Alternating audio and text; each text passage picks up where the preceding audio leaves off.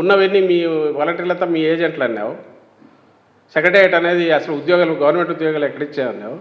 ఈరోజు అదే గవర్నమెంట్ ఉద్యోగాలు అక్కడ ఉన్నాయి, వాళ్ళని ఎందుకు వాడుకోమంటారు, వీళ్ళని ఇళ్ళకి ఎందుకు పంపరు అంటారు. అంటే నువ్వు ముఖ్యమంత్రిగా ఉన్నప్పుడు వ్యవస్థల మీద అటాక్ చేస్తావు, అపోజిషన్లో ఉన్నప్పుడు నువ్వు అటాక్ చేస్తావు. అంటే చంద్రబాబు నాయుడు అనేవాడు శాశ్వత ముఖ్యమంత్రిగా ఉండాలని రాష్ట్రంలోని అందరూ నిర్ణయించుకొని పెడితే తప్ప చంద్రబాబు నాయుడు కానీ ఆయన దిక్సూచి లాంటి లేకుంటే ఆయన మోస్తున్న రామోజీరావు కానీ రాధాకృష్ణకు కానీ ఆయన వదిన చంద్రబాబు నాయుడు గారి వదిన పురంధేశ్వరికి కానీ ఆయన కొడుకు లోకేష్ కానీ ఆయన దత్తపుత్రుడు పవన్ కళ్యాణ్ కానీ వాళ్లకు మనసు శాంతించదేమో అని అనిపిస్తుంది. ఈ దండు ఏదో చిన్న ముఠా ఏదైతే ఉందో వీళ్లకు అర్జెంటుగా చంద్రబాబు నాయుడుని కూర్చోబెట్టాలి. అది అధికారంలో ఆయన ఉండాలి. ఇది టెర్రరిజం అనాలనా నాకు అర్థం కావట్లే. లేకపోతే మీడియా ట్రయల్స్ అదే ఈడ్చి పారేసిన ఈసీ అంటాడు, అదే ఈనాడు. మరుసటి రోజు వీళ్ళ ఎస్పీలని మళ్ళీ వెళ్ళేస్తాడు వచ్చిన వాళ్ళు. అదే న్యూస్ పేపరా? కరపత్రం అనేది కూడా కాదేమో, ఎందుకంటే కరపత్రం అంటే వాళ్ళ విధానాలు ప్రకటించుకుంటారు. తెలుగుదేశం పార్టీ కరపత్రం అందాం అనుకుంటే కరపత్రం అంటే వాళ్ళు ఏం చేయాలనుకుంటున్నారు, విధానాలు సీరియస్. ఇది ప్రజలకు అర్థమయ్యే భాషలో రాస్తారు, ప్రజలకు అర్థమయ్యే అజెండా ఎక్స్ప్లెయిన్ చేస్తారు, ప్రజలకు అర్థమయ్యే అంశాలు చెప్తారు. ఇది నీ పైత్యం అంతా లోపల ఉన్నదంతా తన్నుకొని వస్తున్నదంతా. సరే, రామోజీరావుకి ఇంకోటి ఈ మధ్య మార్గదర్శి కేసు నడుస్తున్నప్పటి నుంచి ఆయన ఇంకా తట్టుకోలేకపోతున్నాడు. ఇంకా ఈ దీంట్లోనే ఎక్కడ తన గుండె ఆగిపోతుందేమో నాకు అనిపిస్తుంది. తన వాలకం చూస్తా అంటే తన రియాక్షన్లు తనవి అన్నీ పత్రికలో కనపడుతున్నాయి. ఈరోజు మళ్ళీ ఇంకోటి ఏదో సిఎస్ గారు అని ఏదో ఒకటి హెడ్డింగ్ పెట్టి మళ్ళీ ఒకటి కొట్టాడు. ఇంకా direct attack on any system ఏదైనా సరే. 19లో ముఖ్యమంత్రిగా ఉన్నప్పుడేమో చంద్రబాబు నాయుడు అప్పుడు ఎలక్షన్ కమిషన్ మీద అటాక్. ఆ రోజు ఎలక్షన్ కమిషన్ ఒక అధికారిని ఏబి వెంకటేశ్వరరావు మార్చిందని అతను కోర్టుకు పోతే అనుకూలంగా అఫిడవిట్ వేయిస్తారు సిఎస్తో. అది బాగుంది ఆ రోజు.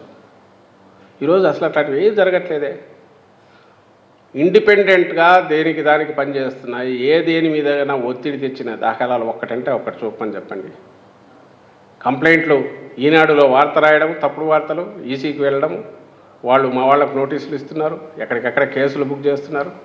ఇది జరుగుతూనే ఉన్నాయి. ఏ రోజన్నా దాని గురించి ఎవరమన్నా క్వశ్చన్ చేసామా? ఇదే అన్యాయం అని అడిగామా? లైన్ దాటారని మేమన్నా అని ఏడ్చామా? మొత్తుకున్నామా? లేదే. మీరు ఎందుకు అట్లా చేస్తున్నారు? ఎవరిని ప్రశాంతంగా పనిచేయనివ్వరు. లేదంటే మొత్తం మీడియాలో, ఆ సెక్షన్ ఆఫ్ మీడియాలో, ఆ ఎల్లో మీడియాలో, ఈనాడు, ఆంధ్రజ్యోతి, ఆ TV5 ఇంకా వగైరా ఏమన్నా ఉంటే తోకలు, వీటిలో దాని గురించి దర్యాప్తులు విచారణలు అన్నీ అక్కడే జరిగి తీర్పు కూడా ఇచ్చేస్తారు. ఈయనకి ఈ కోవలోకే ఆమె పురంధేశ్వరి.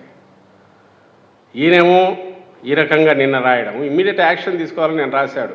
నిన్న ఆయన లేటెస్ట్ లెటరు ఏంటి, ఈ 1,26,000 మందిని వాడుకొని డోర్ డెలివరీ చేయనందువల్ల, పెన్షన్ డోర్ తిరిగి ఇవ్వనందువల్ల 35 మంది చనిపోయారు. ఈ మొత్తానికి ఈ ప్రభుత్వమే బాధ్యత వహించాలి. ఇమ్మీడియట్ దాని మీద యాక్షన్ తీసుకోండి. వైఎస్ఆర్ కాంగ్రెస్ పార్టీ మీద, చీఫ్ సెక్రటరీ మీద, ప్రభుత్వం మీద యాక్షన్ తీసుకోండి అని ఈసీకి ఒక లెటర్ చంద్రబాబు నాయుడు. అసలు దానికి ఏమైనా అర్థం ఉందా? ఫస్ట్ థింగ్, నీకుందే అర్హత, అడిగే అర్హత. నువ్వే లెటర్ పెట్టించి, నువ్వే ప్రెజర్ తెచ్చి ఈసీ మీద, నువ్వే పెన్షన్లు ఇళ్ల దగ్గరికి చేరకుండా ఆపి, అక్కడికి ప్రభుత్వ యంత్రాంగం మొత్తం కదిలి ఫాస్ట్గా 2 డేస్లోనే కంప్లీట్ చేస్తే, ఎండలకు వచ్చిపోతే దానికి మళ్ళీ వాళ్ళే కారణం అని చెప్పి పెట్టి, ఎందుకంటే నీ మీదకి వస్తుంది. బండ బూతులు తిడుతున్నారు జనం, శాపాలు పెడుతున్నారు ఎక్కడికెక్కడ. నీ చంద్రబాబు రూపం ఎట్లుంటుంది, 14-19 మళ్ళీ రిపీట్ అవుతుంది పొరపాటున ఇతనికి ఓటేస్తే అనేది ఎప్పుడైతే స్పష్టంగా ప్రజలకు నీ చేష్టల ద్వారానే, చంద్రబాబు చేష్టల ద్వారానే తెలిసిందో, ఉలిక్కిపడి దిక్కు తెలియక వరుస పెట్టి లెటర్ల మీద లెటర్లు, అందులో భాగంగానే ఇంకో దబాయింపు లెటర్